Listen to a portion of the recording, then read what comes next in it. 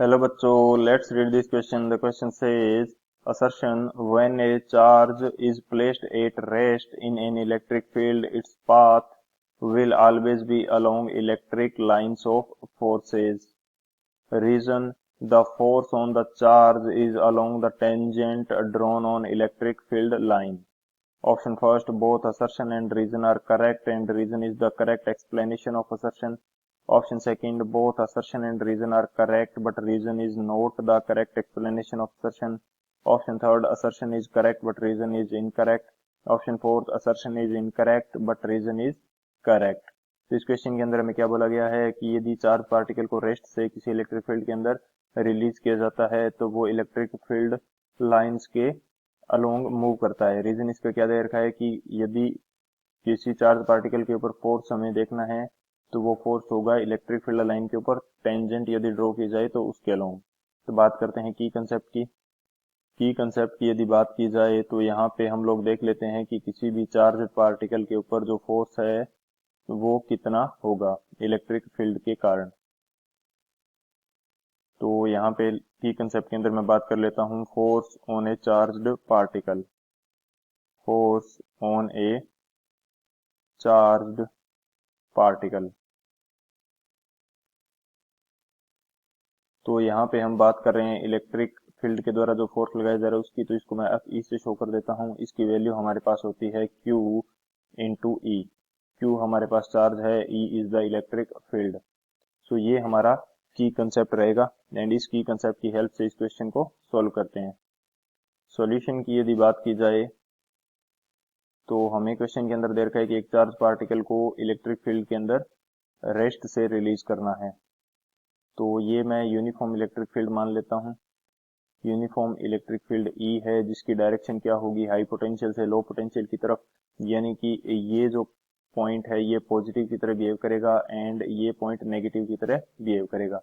ये positive and negative से high to low potential मैंने शो किया है. अब यदि यहाँ पे कोई भी पॉजिटिव चार्ज रखा जाए, पॉजिटिव Q चार्ज रखता हूँ तो इसके ऊपर जो फोर्स होगा वो in the direction of electric field apply होगा. एंड यदि नेगेटिव चार्ज रखा जाता है तो इसके ऊपर force in the opposite direction of electric field apply होगा. इस फोर्स की वैल्यू क्या रहती है, F E.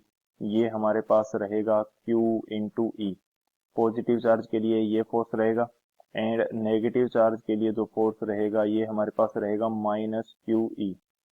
Minus Q E minus यानी कि ये अपोजिट डायरेक्शन शो कर रहा है इलेक्ट्रिक फील्ड की डायरेक्शन से.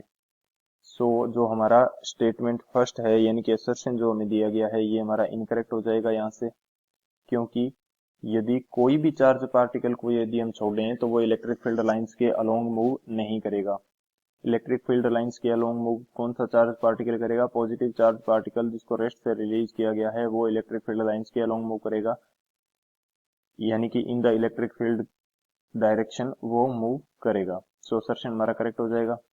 यानी कि जो नेगेटिव चार्ज को रिलीज करेंगे वो तो opposite to the electric field move करेगा. सो असर्शन हमारा है इनकरेक्ट. रीजन हमें क्या दे रखा है, रीजन हमें दे रखा है कि किसी भी चार्ज के ऊपर यदि फोर्स देखते हैं तो वो फोर्स हमारे पास होता है tangent to the electric field. यदि यहाँ पे कोई भी चार्ज रख देते हैं तो इसके ऊपर यदि फोर्स की बात की जाए तो वो फोर्स उस डायरेक्शन में होगा जिस डायरेक्शन में इलेक्ट्रिक फील्ड के ऊपर टेंजेंट ड्रॉ की गई है. तो ये जो टेंजेंट है ये हमें फोर्स की डायरेक्शन दिखाएगी. तो ये हमारा जो रीजन है ये करेक्ट है. तो ये करेक्ट स्टेटमेंट है क्योंकि ऐसा ही होता है कि जो फोर्स की जो डायरेक्शन होती है वो टेंजेंट के अलोंग रहती है इलेक्ट्रिक फील्ड के.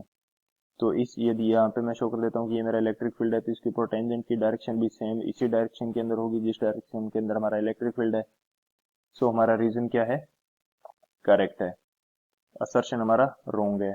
तो कौन सा ऑप्शन करेक्ट हो जाएगा, यहाँ से जो फोर्थ ऑप्शन है वो हमारा करेक्ट हो जाएगा. Assertion is incorrect and reason is correct.